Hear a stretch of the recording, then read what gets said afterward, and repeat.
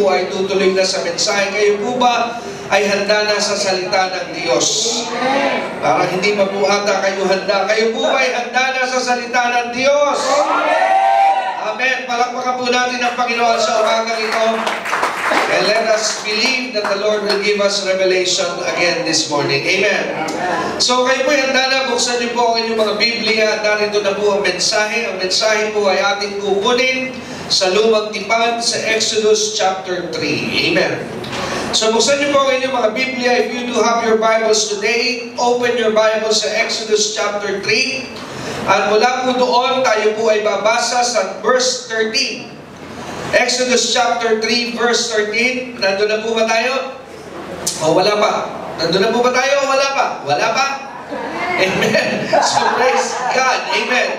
So tayo po ay magbabasa mula sa verse 13 ng Exodus chapter 3.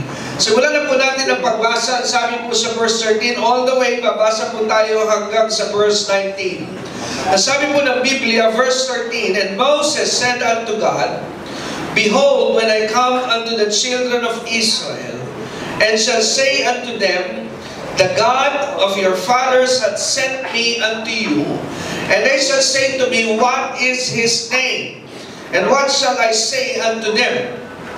And God said unto Moses, I am that I am. And he said, thus shalt thou say unto the children of Israel, I am hath sent me unto you. Verse 15. And God said moreover unto Moses, thus shalt thou say unto the children of Israel, the Lord God of your fathers, the God of Abraham, the God of Isaac, the God of Jacob, hath sent me unto you. This is my name forever, that this is my memorial unto all generations.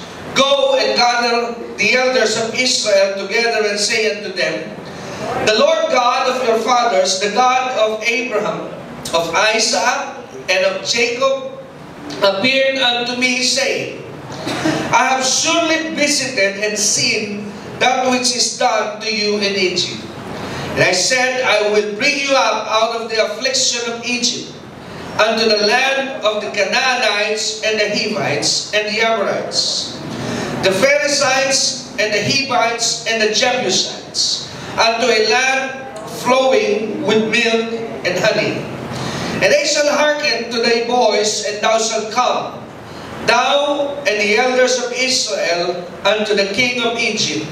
And you shall say unto him, the Lord God of the Hebrews hath met with us. And now let us go, we beseech thee, 3 days' journey into the wilderness, to be my sacrifice to the Lord our God. And I am sure that the king of Egypt will not let you go, no, not by a mighty hand. Tayo po sandaling yumuko at tayo po ay manalangin. Dakila at makapangyarihang Diyos, salamat po sa oras at sandaling ito at sa pagkakataon muli na ibinigay mo sa bawat isa. Na muli po kaming makaharap at makarinig ng iyong mga salita. Muli, Banal na Espiritu, we continue to believe that you are the greatest teacher of the church. Gamit mo lamang po ako at instrumento upang ang iyong mga salita ay marinig at mahayag. At dalangin ko po na igawad mo ang kapuspusan ng kapangyarihan ng iyong Espiritu sa mga kapatid na makakarinig ng iyong mga salita. Dalangin ko po na mga kapahayagan din ay ipagkaloob mo sa kanila at maging madali sa kanila sa kanilang pangunawa. Ang pag-unawa sa iyong mga kapahayagan na iyong inihanda na isilid sa kanilang mga buhay. Maraming salamat po aming Ama. Salamat po at alam namin na kami ay may katiyakan na sa aming dalangin kami ay iyong narinig dahil sa iyong anak na si Jesus na nasa amin. Salamat po, ito po ang aming dalangin sa pangalan ni Jesus. Ang lahat po ay magsabi ng Amen. Palakpakan po natin ang Diyos. Praise God. So tayo po ay nasa Book of Exodus, which is the Old Testament. Pero bago po tayo dumiretso sa mensahe na ating pagsasalu-saluhan, nais ko po munang ihanda ang ating mga sarili Bakit po ba napakahalaga na tayo po ay madalas ay bumabalik sa lumang tipan? Maaaring sa iba sa inyo ay merong kaisipan na nagsasabi na tayo ay nasa bagong tipan. Bakit tayo ngayon ay bumabasa pa at nag-aaral sa lumang tipan? I thought we are under the new covenant and under the old covenant. So totoo po ba na tayo po ay hindi na dapat bumabalik sa lumang tipan? Wala na nga bang silbi ang lumang tipan sa buhay po natin ngayon sa bagong tipan? And nais ko po muna kayong dalhin para magbukas ang inyong puso at isipan na may silbi pa rin po ang lumang tipan. Buksan po natin ang ating Bible sa 1 Corinthians chapter 10, pero para hindi po kayo mahirapan mamaya, sa pagbalik natin sa Exodus chapter 3, lagyan niyo po siya ng bookmark para hindi po kayo mahirapan na bumalik sa ating pong mensahe at aralin na ating pong ginagawa sa oras na ito. So dadalhin ko po kayo sa bagong tipan at ating pong pakikinggan ang sulat po ni Pablo sa mga mananampalataya na noong panahon yon ay nasa isang lugar na kung tawagin ay Corinto. Kaya samahan niyo po ako sa 1 Corinthians chapter 10. At kung tayo po ay nasa 1 Corinthians chapter 10, atin pong sariwain ang mga sulat na ito ni Pablo upang magsilbing paalala para ma-appreciate po natin kung gaano pa rin kahalaga hanggang sa mga oras at sandali ito, hanggang sa panahon ito ang Old Testament. Nandun na po ba kayo sa 1 Corinthians chapter 10? Now kung kayo po ay nasa chapter 10, turn to verse 1. Samahan niyo po ako sa verse 1 ng 1 Corinthians chapter 10 and let us read. Ang sabi po ni Paul sa mga taga-Corinto, moreover, brethren.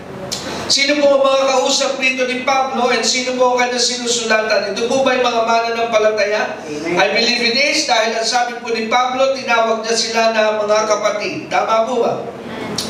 Ang sabi ni Paul sa kanyang pagpapatuloy sa verse 1, ang sabi niya, I would not that you should be ignorant. So meron po siyang intention with this letter or with this writing to eliminate and to prevent the early church in a state called ignorance.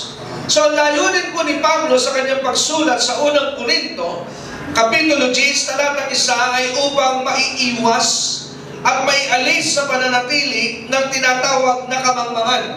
Tandaan po natin na ang kamangmangan ay isang napakalaking sakit sa body of Christ. Tandaan po natin na ang kamangmangan ay hindi po natin dapat panatiliin sa ating buhay. Sabi po ng Biblia that because of ignorance, there are many that have perished. Eh wag na po tayong sumama doon sa tinatawag na census ng marami na napahamak dahil sa kakulangan ng kaalaman. Tabingin mo sandali ang iyong katabi at sabihin mo, wag mo lang ibilang ang iyong sarili sa mga napahamak. Amen? Masyado na silang marami doon, wag ka na sumali. Amen? Marami na po ang napahamak dahil saan? Sa kakulangan ng kaalaman. Kaya sabi rito ni Pablo sa 1 Corinthians chapter 10, minarapat niya na siya po ay sumulat sa mga mananampalataya para makatulong para sila po maalis sa state of ignorance. Ang sabi po rito sa verse 1, how that all our fathers were under the cloud and all passed through the sea. Ang sabi sa verse 2, and were all baptized unto Moses in the cloud and in the sea. So mapapansin po natin dito na tinutukoy ni Pablo sa kanyang tatalakayin sa mga mananampalataya sa Corinto is the generation of no other than Moses.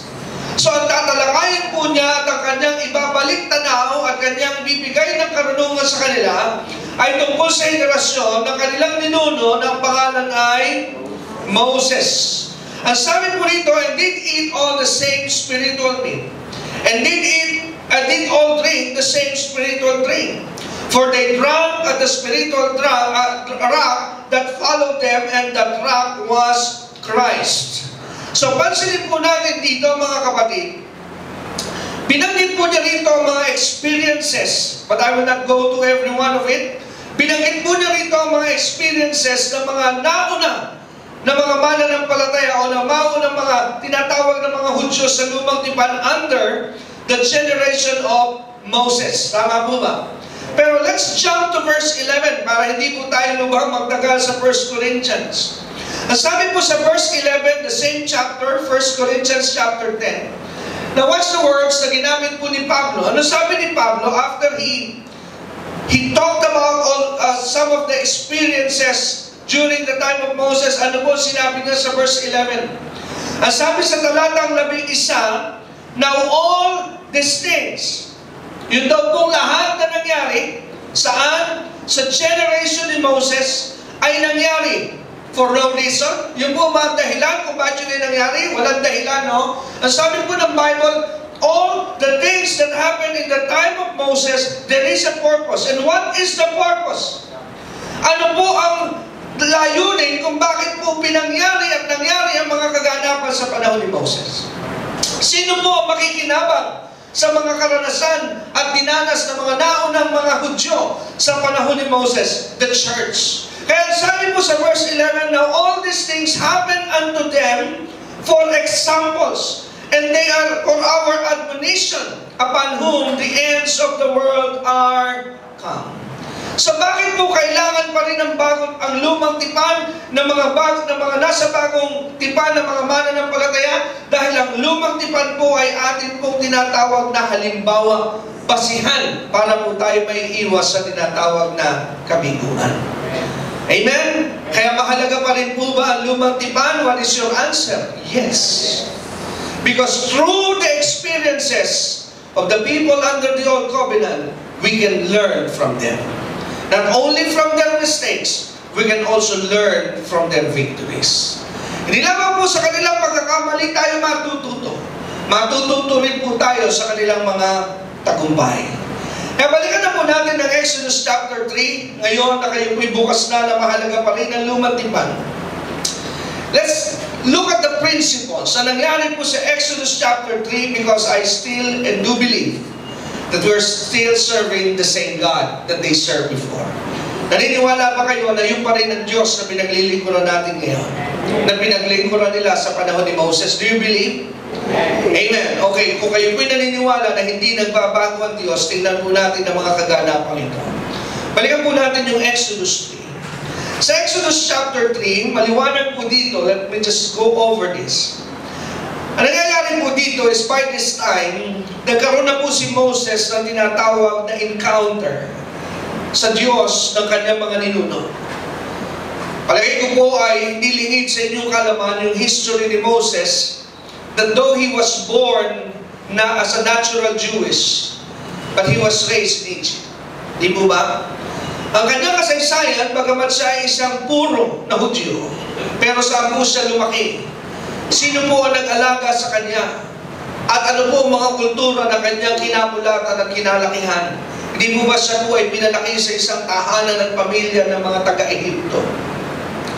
At ang dahilan kung bakit po doon napunta si Moses ay may isang trahedya na naging banta sa kanyang buhay nung siya ay sanggol pa. Pero by the mighty hand of God, ay siya po ay iniligtas because the pattern is the same. Because God has a plan for this man. Tandaan po natin, maaaring meron po sa inyo na may mga pagkakataon na you could be dead today, pero God saved you. Maaaring meron sa inyo na noong palang araw, noong unang mga panahon pa, bunti ka nang mamatay, pero here you are, you're still alive. Alam niyo po ang dahilan? Because God has a plan for you. Ilan mo nga ngayong katabi, may naaalala ka bang panahon na sabi, dapat ay na-aksidente ka, nagkasakit ka, pero maaaring nung bata ka, pero buhay ka pa. Bakit buhay ka pa? Kasi meron pong plano ang Diyos sa iyo. Hello? Meron pong plano ang Diyos sa iyo. Kaya niligtas ng Diyos si Moses. Kaya naging pong paraan, paano po siya naligtas? Inilagay ng Diyos si Moses sa kamay ng mga nagtatangka sa kanyang buhay. Napakagaling na Diyos. Hello? Isn't God amazing? Bakit po? Dahil ang bayan, ang mga taga-Ehipto, ang leadership ng Egypt, ang nagtatangka na i-eliminate ang lahat ng mga sanggol na lalaki ng mga Hudyo, pero si Moses sa kamay nila, doon lumaki. Amen? At si Moses habang naroon, dahil inilagay po siya sa isang basket, at pinaanod po siya sa ilog na kung saan ay nataon naman na nandun ang mga prinsesa ng mga taga-Egypt noong panahon yun, ay naging pong attractive. Naging pong attractive si Moses sa kanila. And also found out that if God is working for your life, ganyan po. I also learned from Moses' experience, pag sinasamahan ka ng Diyos, you will be attractive even to your enemies. Kahit po ang mga galit sa inyo ay magugulat ka dahil yung mga galit sa iyo biglang magiging mabait sa iyo. Why? Because that is the power of the presence of God in your life. Napansinin niyo po nung makita si Moses, na-attract po yung mismong mga taga-Egypt kanino? Kay Moses.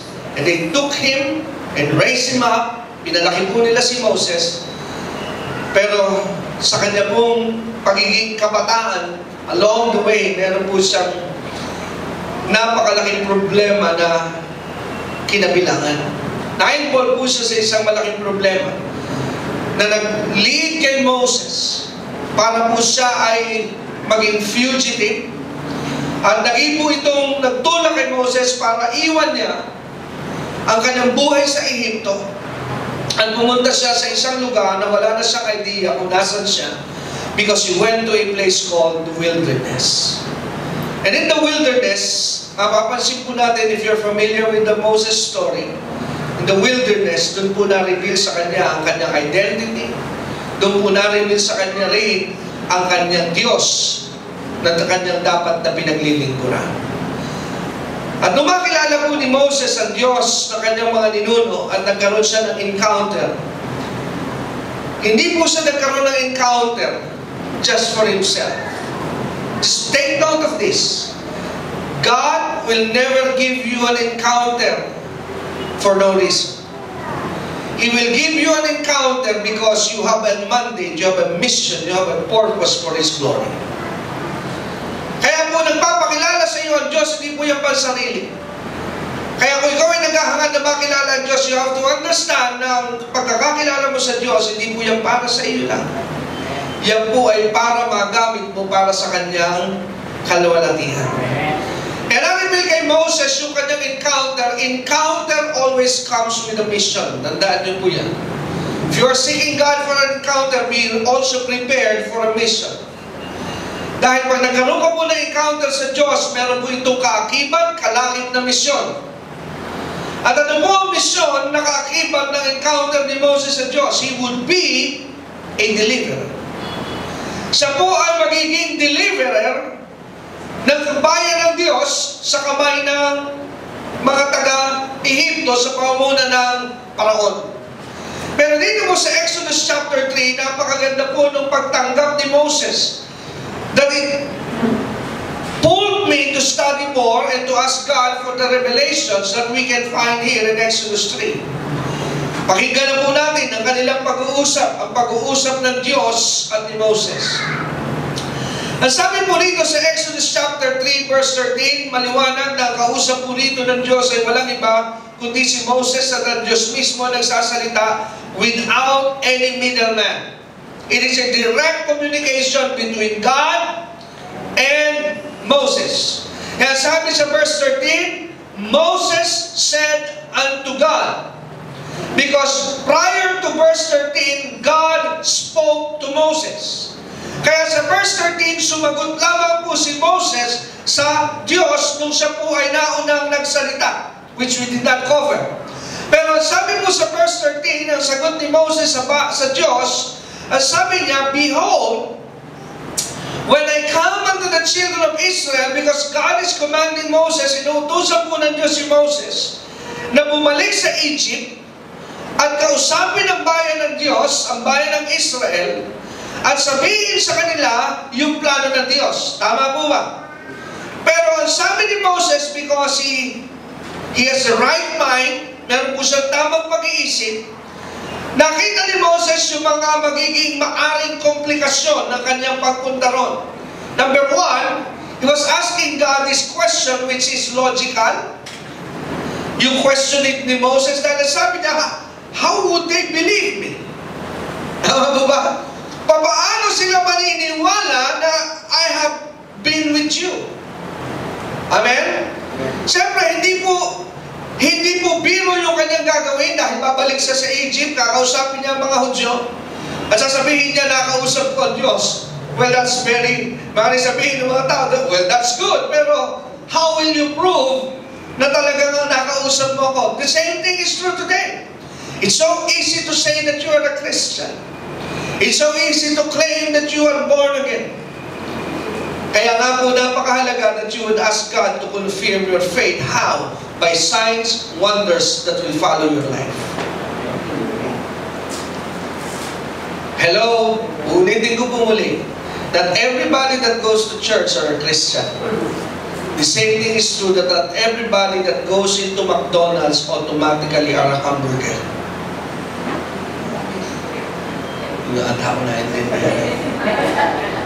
Hindi lahat na pumapasok sa simbahan ay automatic na kaagad na Kristiyano. Kagaya rin ng katotohanan na hindi lahat na pumasok sa McDonald's ay automatic na hamburger na. Hello? Because there is a proof. Sabi niya po natin, proof. May palatandaan, may ebidensya ang mga tunay na Kristiyano. At ano po ang ebidensya? Nasa sulat po ito ni Marcos, nasa sulat ni Mateo, nasa sulat ni Juan, nasa sulat ni Lucas, nasa bandang uli, nang sabihin ni Jesus, "These signs will follow them that believe." Hello? Kaya nga po sa atin, tinuturo ko po kayo na manalangin sa isa't isa, because not only your pastor can heal sick people, not only the pastor can deliver people from bondage, believers can do that. Hindi wala ka mababasa sa Biblia na pastor lamang ang nagpapagaling na may sakit. Wala ka mababasa sa Biblia na pastor lamang ang nagpapalayas ng demonyo. Ang nasa Biblia ko po ay ang nakasulat ay ang mga mananampalataya, iyon ang nagpapagaling ng mga may sakit. Kaya tanungin mo yung katabi, mananampalataya ka ba? Hello? So kung mananampalataya siya, pwede ka niyang ipanalangin kung meron kang sakit. Hello? Why? Because there is no verse in the Bible that will support your claim that is only the pastor or only the Bible ministry has the gift and anointing. At sabi po ng Biblia, every believer. Lahat po ng mananampalataya. Why? Because every believers. Ang problema po yung ganito eh. Di ba sana kung ang tinanggap na espiritu ng pastor ay Jesus 1.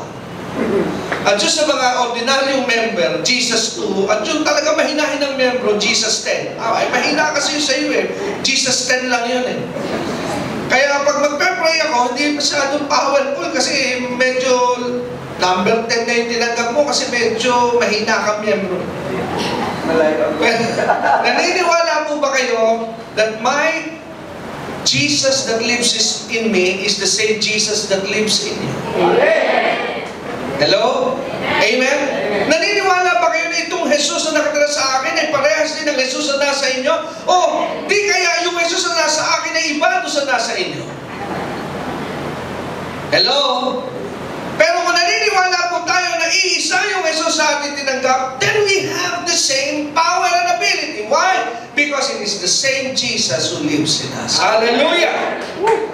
Amen! Kaya atin pong ibalikan yung tinatawag na prinsipyo. Kaya nga po, the Old Testament, you can learn so many principles. Tama lamang po na tanongin ni Moses at Diyos, what if they would not believe in me? Tama po ba? Paano kung hindi sila maniwala sa akin? Ano ang sasabihin ko sa kanila? Kaya sabi po ng Diyos kay Moses, God answered him back in verse 14, let's read. Sabi ng Diyos kay Moses, and God said unto Moses, I am that I am.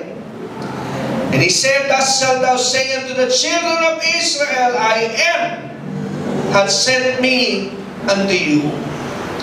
Kaya sabi ng Diyos, sabihin mo sa kanila, and God say His name. Ano po sinabi ng Diyos? What is His name? My name is I am.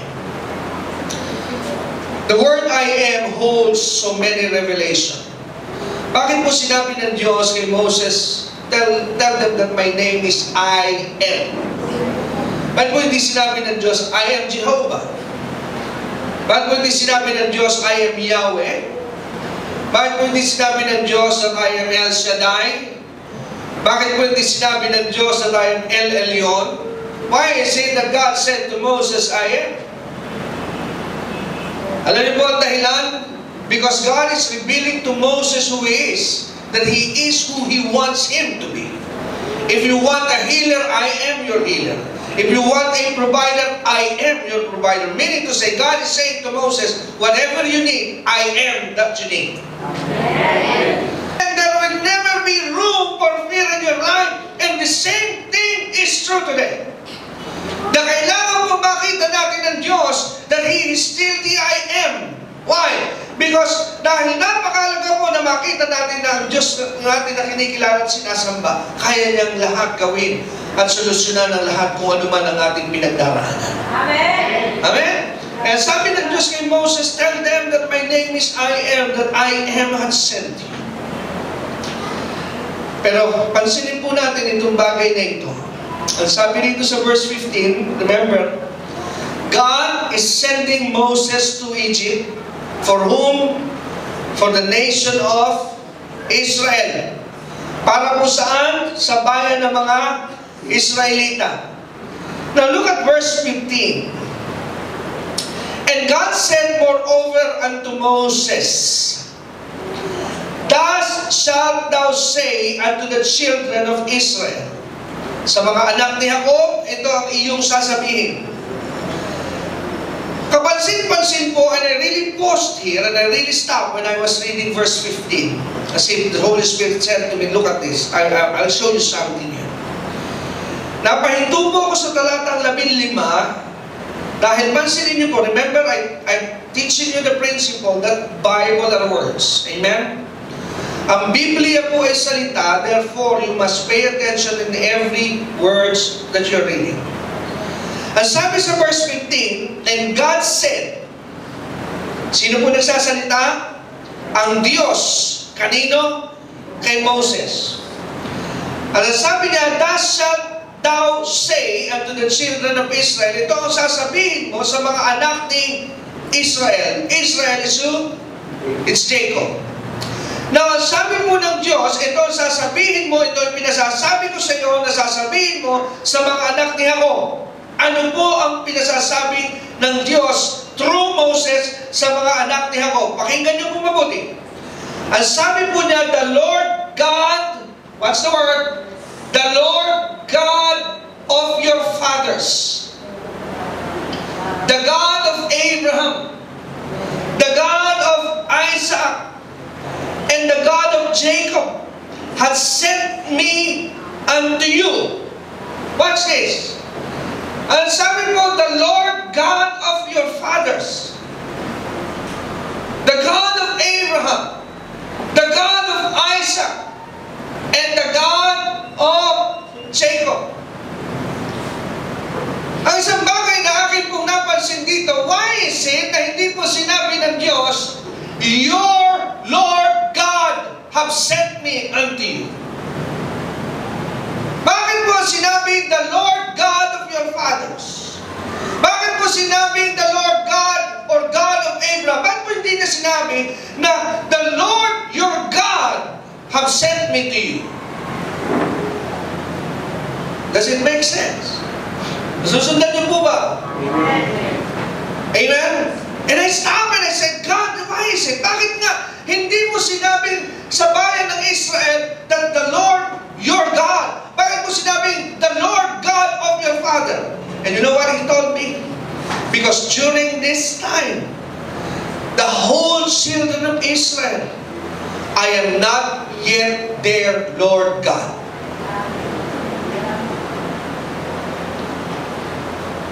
Pakinggan niyo po, we're going to something here. Dahil sa puntong ito, hindi pa ako sa kanila Diyos na kanilang Panginoon. Hello? Kaya, I see something here na kaya ang Diyos ay pinapadala si Moses because God is on a mission for this group of generation na nasa Egypt so that they will have an idea that God is not just a God, God must be their Lord. At alam niyo po ba mga kapatid at mga minamahal, there is also a parallel today. That there are so many people today that God is only a God to them but not a Lord to them. Kaya nga po is your relationship to God? Is your God just your God? Or is God your Lord? Or Lord God? Ang Diyos po ba sa inyo, Diyos lamang o inyong Panginoon na inyong Diyos? May pagkakaiba po ba yung pastor? There is. Dahil i-connect po yung salitang Lord God. And let's study that. What is the meaning of the Lord God? If you look at the meaning for the word Lord, Lord is not a term for God. Lord is a term. Ito po isang salita, hindi po ito tungkol sa Diyos. But ito po isang salita na may ibig sabihin. What is the meaning of the word Lord? The word Lord is this. The word Lord means having authority and power over you. Ulitin ko po. What is the meaning of the word Lord? Having authority and power over you. Sa Tagalog, ang salitang Lord ay meron siyang kapangyarihan at meron siyang otoridad sa iyo. So that word changed everything. Is God Lord over you? Dahil to some people, God is just a God but not a Lord. Because if God is Lord to you, then God has authority over you. Then God must have power over you. Kaya pag sinabi niya na gusto mo pag linggo na simba ka, then Sunday is not negotiable. Why? Because God is Lord to you. Pero if God is just God, sabi ng Diyos, gusto kitang nakikita pag linggo sa simbahan. But if God is just God and not Lord, then I can afford not to be in church every Sunday because anyway, God is just God, not my Lord. Tahimik ata kayo. Malalim ba ito, mga kapatid? Ang sabi ng God, I want you to love your neighbor as you love yourself. Amen? Pero if God is not Lord God to you, then sasabihin mo, I can choose to love just people that I like, but I will hate the people that I hate. Why? Because who cares? Because God is just God, not my Lord. Hello? Amen? Sa bayan ng Israel, ganun po kanilang kalagayan. They know God, but God is not their Lord. Hello? Kilala nila ang Diyos, pero hindi Panginoon nila ang Diyos. Kaya malalim po yung salitang pagtawag, Panginoon! Panginoon kita. Really? Sasabihin sa inyo ng Diyos, let's test. What's in your pocket? Money, Lord. Can you give it to the church? No. Kala ko ba Lord ako? You are just a God, but not my Lord. Hello? Amen. Amen? Kaya ano sabi ng Diyos sa bayan kay Moses? Tell them. Ano sabi ng Diyos kay Moses? Tell them, the Lord God of your father. Amen? Ano ang naging relasyon ni Israel, ni Jacob, ni Isaac, ni Abraham sa Diyos? Isaac, Jacob, that's their fathers. Yun yung kanilang mga ninuno. Sabi ng, ang revelation dito na gusto ipakita ng Diyos, I want them to have the same relationship that their fathers have with me. That I am not a God to them. I am their Lord. Hello? Amen? Kaya meron na pong malaking pagkakaiba. We can have a relationship with God as just God, pero hindi po yun lamang ang gusto ng Diyos because He also wants us to have Him also as Lord God. Hello? Kaya pag hindi po natin alam yung revelation, sometimes you say, ikaw po ang aking Panginoon. Wow, ganda pakinggan. Okay, sabi ng Panginoon. What is the meaning of Panginoon? Is the word Panginoon in English? Lord. What is the meaning of Lord? Something who has power and authority over you. What is power and authority over you? Meaning to say, He runs your life. As simple as that. He rules your life. Okay? Amen? So your simple meaning the word the Lord, you're saying, God, you run my life. You rule my life. Amen? Kaya sabi ng iyong Panginoon, Okay, pay your tithes. I don't like that. Ayoko niyan eh. Alam ko ba ako'y Panginoon? Then God will say, no, no. I am not your Lord. I am just a God to you. Hello? Nahimik kayo ha? So much quietness in this Baptist church. Amen? Hello? Amen? So yun po yung gusto ng Diyos na makita dito sa bagay nito, and that is the reason kung bakit po pinapupunta ng Diyos si Moses sa bayan ng Israel. Why? Because God wants them to understand that I am not just a God to your fathers, I am Lord God of your father. Amen? Kaya sabi dito ng Panginoon, tell them, Moses, that I am a Lord God to your fathers. Now watch this. And we'll go to a different thing here. Pinapupunta ng Diyos si Moses para harapin si Pharaoh. And what's the clear instruction pag dumating po si Moses sa Paraon? Ang sabi ng Diyos sa verse 18. Go to verse 18. Okay. Now are you in verse 18? Now, if you are in verse 18, Exodus chapter 3, let's read. Ang sabi po dito sa verse 18, and they shall hearken to thy voice, and thou shalt come, thou and the elders of Israel. May pinasasama po ang Diyos kay Moses. Sino? The elders of Israel. Saan sila pinapupunta? Unto the king of Egypt. Sino po ang nag-uusap pa lamang rito? By this time, who's just talking here? Just Moses and God. Amen?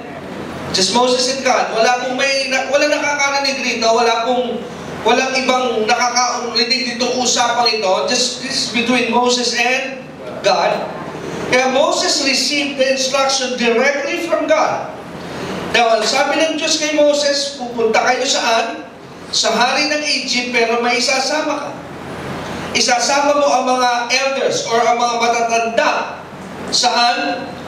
Sa Israel. Meaning to say, those that are, when they say elders, these are elders in age, yung mga seniors nila.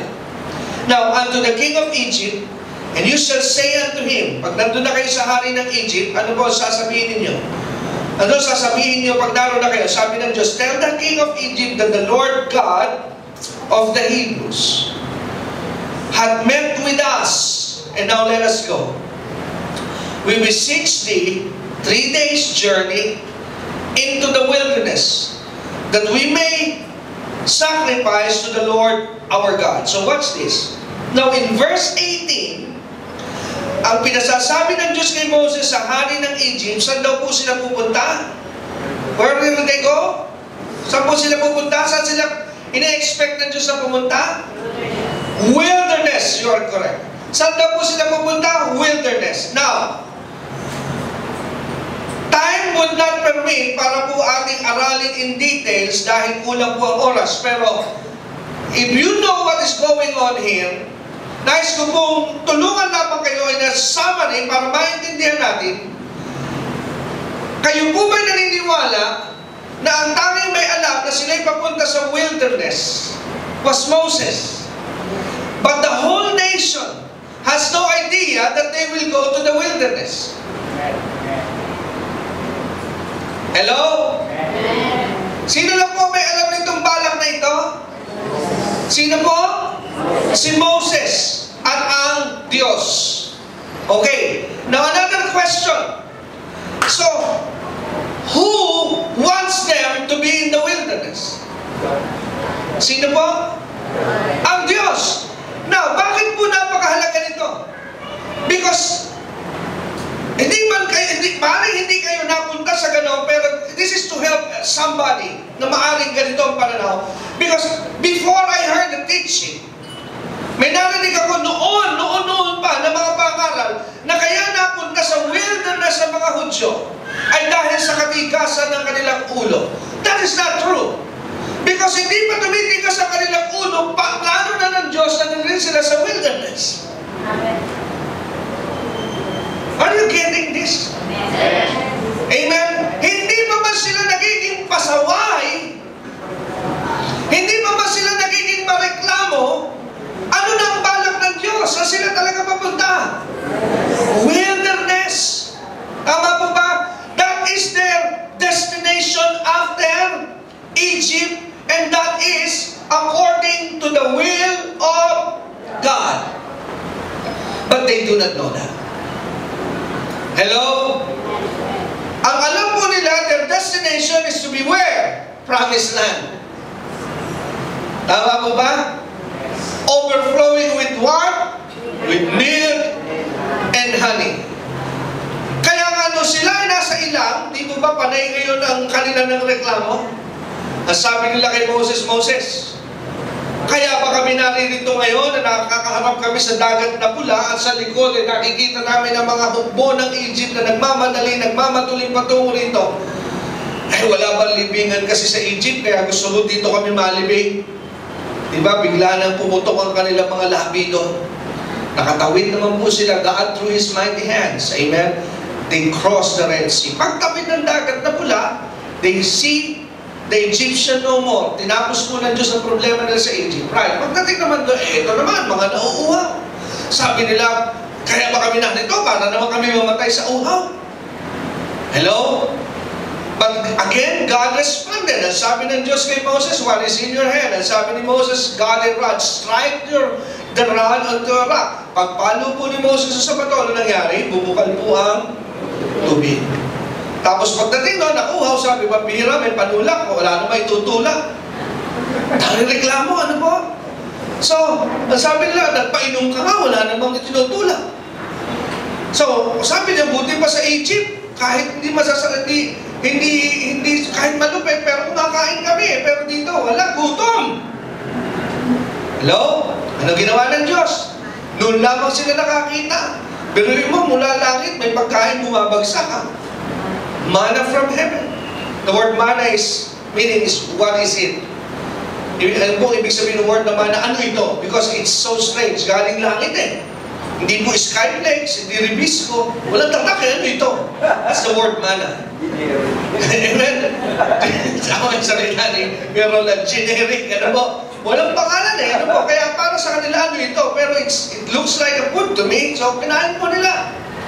Nananawa na raw sila. Pagbihira no? Laging ganito ba? Paulit-ulit. Nagdala naman ng Diyos ng puwing. Amen? So, maraming instances, kaya doon po nagpapatunay na hindi nila alam that it is God's will for them to be in the wilderness. Now, here's now the shift. If you are in the wilderness, by the way, wilderness is symbolic of trials and testing. Now, the purpose of this message is to help you to understand that if you are in the wilderness, do not panic. Do not push the panic button. It is God's will for you. Maaaring hindi magandang pakinggan, ayoko ng ganyang mga aralin. Problema, kalooban ng Diyos. Kasi gusto natin marinig blessing. Tama po ba? Pero nais ko po yung paunawa na before you move from prophecy to destiny, in between prophecy and destiny is testing. Hello? Sa pagitan ng propesya, prophecy means God's good promises to you to be performed when you will be in your destiny. Sa gitna po nun, ang gitna po nun ay pagsubok. Kaya pansinin po natin yung principle. Bakit po kinailangan ang bayan ng Israel ay dumaan saan? Sa wilderness. It is God's will. Tingnan po natin ang mga dahilan kung bakit po napakahalaga ng mensahe ng pagsubok. And the purpose of this lesson is this, so that you would not miss the lessons that are being taught to you in the times of your trials and testing. Si Danica ay nakakasama po namin ngayon, and I always like to talk talk to people that are involved sa mga military. Pag ako nasa Amerika, yung mga pinsan ko na nasa militar, tuntua ako pagka nakikipag-usap din ako sa kanila, nagawa ng marami ako napupulot. Ano po? Kasi, alam niyo, mga militar, ako'y naniniwala, hindi ko man nakita, pero base sa aking mga napag-aralan, bago mga naging militar yan, may mga pagsubok yan na dinaanan. Hello? Like, for example, one time, pinapanood ko sa YouTube yung Navy SEALs. Yung mga SEALs po is an elite group of Marines that they were trained for a special purpose. Like, kung papasukin nila si Osama Bin Laden, papasok sila. Ito yung mga may special talent and skill. Pero, bago po sila makapasa doon, halos pinapatay na sila. Hindi pa man sila nakukomission as a Navy SEAL. Pero mahirap pala para makuha mo yun. Kaya pala talagang pagka nakagraduate ka doon sa training, talagang hindi pwedeng hindi ka lumabang ng konti. Kasi hindi po lahat ay makalalampas. Like, for example, yung sa Navy SEAL, pero mo iniiwan sila sa dagat na, freezing point, nakalimutan ko yung sa winter, malamig, tas nandun sila. Iisipin mo, bakit ako ginaganito ng boss ko? Ba't ako'y binababad sa tubig na napakalamig? Tama po ba? Now, the idea is this. On the training time, you would not understand bakit ka nasa tubig. Pero napakahalaga pala noon dahil pag dinala ka na sa mission, makaka-encounter ka na gano'n, babalikan mo, handa na ako rito because I have been through this during my training time. Pero habang ikaw po ay dinadaan sa pagsubok, you are not happy. Tama po ba? Hindi mo maintindihan ba't nangyayari ito? Bakit kailangan ibitin ako ng patiwalay? Pero yung pala, pag nasa aktual na misyon ka, makaka-encounter ka ng sitwasyon na nakatiwari kang gano'n. Pero iisipin mo, alam ko na ang gagawin because I have been through this when I was in training. Hello? Kaya ang wilderness is a training camp. It's a launching pad. It's a preparation for your big destiny that is waiting for you that God has prepared. Kaya maaaring ikaw ay nasa pagsubok, you have to treasure the lessons that God is training you while you are in your wilderness. At yung parallel po at principle na natuklasan ko sa wilderness experience, meron pala layunin. Tingnan po natin ang ilan sa mga layunin ng Diyos kung bakit gusto po ng Diyos na sila ay mapunta sa wilderness. Now go to Exodus 3. Sa Exodus 3, we're still there. Tingnan po natin sa Exodus 3. Sa Exodus 3, binanggit po dyan yung purpose. Sa verse 12, kung papansinin niyo po, ano po sabi sa verse 12? And he said, certainly I will be with you, and this shall be a token unto you. And I have sent you. When thou hast brought the people out of Egypt, you shall serve God upon this mountain. Verse 18. Skip po natin yung verse 12 to 17. Now let's drop down to verse 18. And they shall hearken to thy voice, and thou shalt come, thou and the elders of Israel, unto the king of Egypt. And you shall say unto him, the Lord God of the Hebrews has met with us. And now let us go 3 days journey into the wilderness. Number 1. Ano ang gagawin po ng mga Hudyo, ng mga Israelita sa wilderness? What is the purpose of that? That we may sacrifice to the Lord our God. So what is the main purpose of wilderness? So that they would learn to sacrifice for God. Bakit po? Dahil kung sa panahon ng problema, hindi sila marunong magsakripisyo para sa Diyos. Sa panahon ng pagpapala, hindi sila magsasakripisyo lalo na sa Diyos.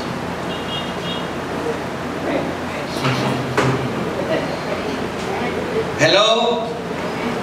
Nung wala sila hindi sila magsakripisyo para sa Diyos. Di pag mayamang-mayaman na, lalo hindi magsasakripisyo. Kung mayaman ako bakit ako magsasakripisyo? Hello? So what is the training here? Habang tayo po'y nasa ilang, God is training us to do sacrifice for Him. Hello? Amen? Di ata maganda sa inyo kasi pastor, gusto kang nihintay ko, ay hayamanin ako ng Diyos Opo, papunta tayo doon. Amen? Kasi pag mayaman na, wala na problema dun eh. Amen? Pero yung papunta doon, medyo mahirap. Dahil yung kayamanan, pwede ka sirain nun. Hello? Amen? You must learn the value of what is important to God. Eh pag mayaman ka na, hindi ka nasasanay sumimba. Eh di ba, pag mayaman ka na, pagkalinggo, nasa ka, nasa Boracay. Amen? Meron nga kami na-encounter eh, bigla yumaman. Nung walang-wala, nag-iintay pero nung biglang yumaman, ang bilis kasi ng pagyaman niya, Christian, may ganun eh, instant. Paano yumaman na? Nung una, active. Nung una, active pa. Sabi, sige, ako MC, mayaman eh. Eh, di lumalaki yung business. Sabi, panta na ako. Kasi marami, pati linggo, nagtatransaksyon na. Okay, pero pinakamabigat, nung huli, ang sabi, Pastor, hindi na ako makaka-attend, pero huwag ka mag-aalala. Kahit wala ako, basta pangako, ang ikapuko na sa simbahan. May maganda rin pakinggan, ano po? Amen? Amen? Maganda rin pakinggan, kahit wala yung tao, pero yung 3 tao na sa simbahan, ayos na, mas naman yun eh, ano po? Hello? Amen, nakukuha niyo po yun. Pero yung talagang tao, wala. Pero yung 3 tao na simbahan. Amen? Pero alam niyo po, dumating yung araw na bumagsak po lahat, na wala lahat yung negosyo. Bakit po nagkagano? Sayang, bakit hindi na-maintain? Because he never learned how to sacrifice when he was still in the wilderness. Hello? So yun yung unang purpose. Ano yung unang purpose? God wants them to learn to sacrifice. Number 2. Pangalawa, Exodus 5. Tingnan po natin. Sa Exodus chapter 5, now let's read in verse 1. And afterward, tingnan niyo po ito, Moses and Aaron went in and told Pharaoh. Kasama na ni Moses ang kanyang kamag-anak ni sino? Si Aaron, sa harapan na ito ng Paraon. Ano sabi nila sa harapan ng Paraon? Thus saith the Lord God of Israel, let my people go, that they may hold a feast unto me in the wilderness. So ano po ang pinagagawa ng Diyos sa bayan? Bakit sila pupunta sa wilderness? Kanina, to sacrifice. Ngayon naman, ano po ang gagawin? Celebrate a feast. Amen? Pagdiwang ng Diyos. Tama? Ngayon, bakit po sa wilderness nila kailangan matutunang ipag-celebrate ng Diyos? The concept is the same. If they don't learn to celebrate God in times of crisis, they will never celebrate God in times of abundance. Hello? Kaya nga pag wala tayong pera, wala tayong halos kasi lang ang budget, tapos sa church, may ambagan, may mga patakan para tayo magkasama-sama at ating pagdiwang ang gawain ng Panginoon. Di ba parang ang hirap kasi bakit naman? Patakan ng patakan. Kung kailan wala akong pera, sabi mo sa iyo katabi, ikaw ba pinag-uusapan dito ngayon? Hello? Amen? Kasi pag meron ka na rin po, at ikaw ay dumami ng pera, kung hindi ka nasanay na balikatin, akapin, in-invest ang Diyos ngayong wala ka, pag nagkaroon ka, hindi ka na makikita sa simbahan kahit magpustahan pa po tayo. Lalaban ako ng pustahan. Hello? Totoo po yan. Why? Because your heart is not in God. Bagamat yun po'y mali, ano? Pero pinatatawa ko lamang po kayo. Pero totoo po yun.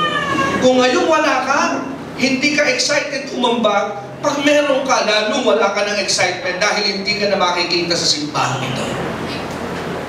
Sabi mo sa iyong katabi, salamat at wala sila ngayong umaga. Kaya sabi mo, para sa atin to, yung mga absent, hindi sila kasali rito. Hello? Amen. So ano po ang purpose ng wilderness? Number 1, sacrifice. Number 2, celebrate. Ikaw ba'y nasa wilderness ngayon? To learn to sacrifice. Ikaw ba'y kapos ngayon? Ikaw ba'y parang lagi na nasa gitna ng pagsubok? Then learn to celebrate God at the midst of your trials. Hello? Kaya ka pinatadaan dyan ng Diyos, there is a lesson to be learned. Amen? So that when you pass the wilderness and go to the promised land, you will still be sacrificing to God, you will still be celebrating God. And lastly, pinakahuli po, Exodus 7:16. Exodus chapter 7 verse 16, ano po sabi? And thou shalt say unto him, the Lord God of the Hebrews hath sent me unto you, saying, let my people go. Ano purpose at gagawin nila sa wilderness? Sabi ng Diyos, that they may serve me in trials. Di ba yung iba saka na ako maglilingkod sa Diyos, kapatid, sobrang dami ng problema. Di ako naman bungangan itong asawa ko sa kanan pag bumaito. Hindi po darating yung araw na yun.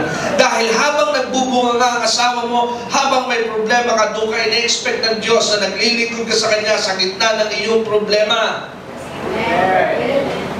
Dahil madali pong kalimutan ng Diyos pag maayos ang lahat. Pero pagka po hirap na hirap ka, doon mo napapatunayan, totoo ka sa Diyos. Dahil hindi ka naglilingkod sa Diyos, dahil lamang meron ka. Kahit meron pong problema, nasa simbahan ka, nag-i-involve ka, hindi mo hindi hadlang at dahilan ang iyong mga problema. Kaya po ang tatlong layunin ng wilderness kung ba't pinahihintulot siya ng Diyos sa iyong buhay. Amen? Why? Because God wants us to learn to sacrifice in the midst of our trials. God wants us to learn to celebrate Him in the midst of trials. Ano pa? Meron pa po pala akong nakalimutan doon sa number 2. Celebrating God also in the midst of trials is this. Can you praise Him in times na wala ka pong dahilan para magpuri?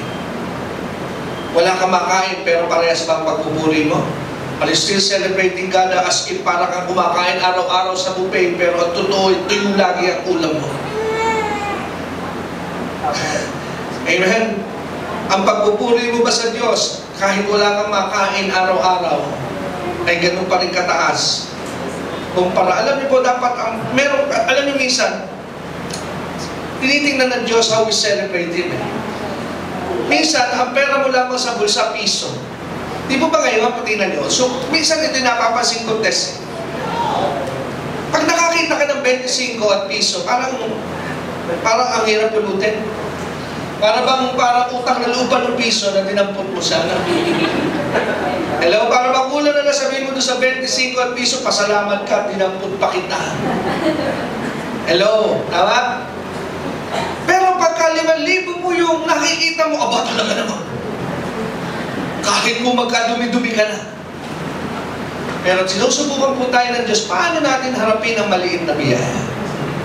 Sa panahon ba ng barya-barya at mahira ang dumarating sa ating mga biyaya, tayo ba'y talaga naman para bang piso lang yung naiabot sa iyo, pero ang pagpupuli mo'y para kang tumanggap ng 1,000,000?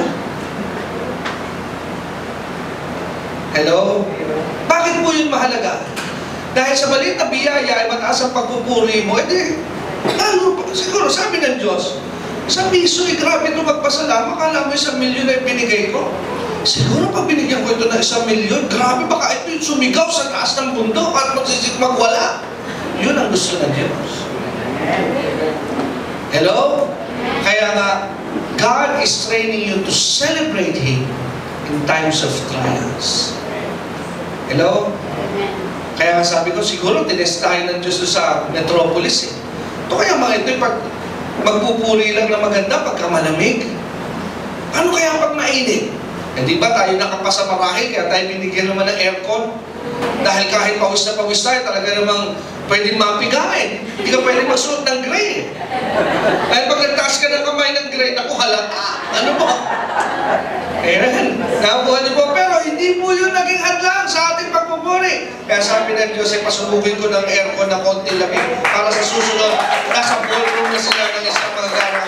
Bakit po? Kasi nasanay tayo magpuri. Kaya nga noong una, sabi ko, kung mareklamo, ako aminin ko po, mareklamo ako. Noong una, mareklamo ako, sabi ko, Panginoon, ayokong may isa magpupunta, walang parking. Sabi ng Panginoon, pag hindi ka naging masaya sa kapirasong parking, hindi kita pibigyan ng multi-level parking. Hello? Amen? Eh, kung pala sa parking, hindi ka masaya, hindi ka mabibigyan ng maraming parking lot. Kaya lahat na nangyayari po sa atin, it's a training. Hello? These are small beginnings, but it will affect our future. Amen? Kaya yun po yung pangalawa. And lastly, ito po yung pangatlo, serve God in times of wilderness. Amen? Huwag yung, ito lamang yung gagawin yung example. But give, sabi ng Bible, give honor to whom honor is due. Ako po ay talagang umahanga doon sa mga nababalitaan ko naglilingkod sa Diyos. Halimbawa, huwag naman ikalalaki ng ulo. Nabalitaan ko lang ito. Kung tama ito, ay salamat sa Diyos. Kung mali, ako i-correct mo. Banda ako kasi misa si Joe kung walang pamasahe. Kaya mo minsan pala, nag-i-skateboard dyan, papunta rito. Diba? Ano po? Amen? Kaya hindi ako magtataka. Kung pagdating ng panahon, payamanin ng Diyos yung bata niya. Bakit po? Kasi naranasan po na. Diba? You serve God in times of your wilderness. Amen? Hindi po hadlang. Gagawa ka ng paraan para mapaglingkuran mo ang Diyos. Amen? Nakuha po natin. Kaya sabi ko, grabe yun. Ano po? Kasi walang pamasahe. Gumawa na po na. Isa sabi ko, kawawa naman yung bata. Pawis na pawis. Ano po? Narating dito para lang makapag-serve sa ating sound. Ano po? So yun po yung mga example. And that is lesson training in the wilderness.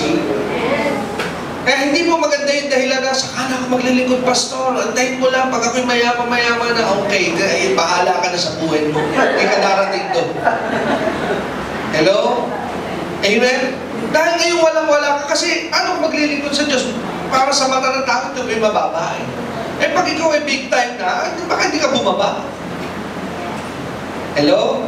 Sa mata ng tao, bakit itong ginagawa natin? Parang pinagtatawanan nga tayo dito. Lalo na pag marami ka ng pera, baka hindi ka maniwala maganda. Hello? Kaya habang tayo po nasa wilderness, may lesson po ang Diyos ay na-accomplish. Hindi yun alam ng mga Israelita, pero yun ang alam ni Moses. Kaya hindi nagulat si Moses na sila'y nasa wilderness. Why? Because that is their real destination. Amen? Dahil alam ng Diyos na yung kanilang natutunan sa wilderness, pag sila'y nasa promised land na, i-apply nila yun. Amen? Ano po yun? Serve Him, celebrate Him, and sacrifice for Him. Yun yung training habang sila'y wala. Amen? Amen? Kaya kami, minsan, dumaraan kami ng pagsubok, nagkakaroon ako ng rhema at revelation, Lord, kahit kami ganito, minsan ay kinakapos, but I still praise you. People will not see na kami po ay kulang because I will celebrate you na para bang kami ay sobra-sobra. Amen? Kasi iba kasi pag kulang talagang makita-kita mo, mukha kulang din eh. Ano po? Amen? Nakakuha din po, halatang-halata eh, na talagang kulang din siya eh. Ewan po gano'n. Kailangan kahit kulang ka at sobra parehas. People will never determine na ikaw ito. Bakit po? Because the level and intensity of your worship and devotions to God is not measured by what is going on in your life. Amen.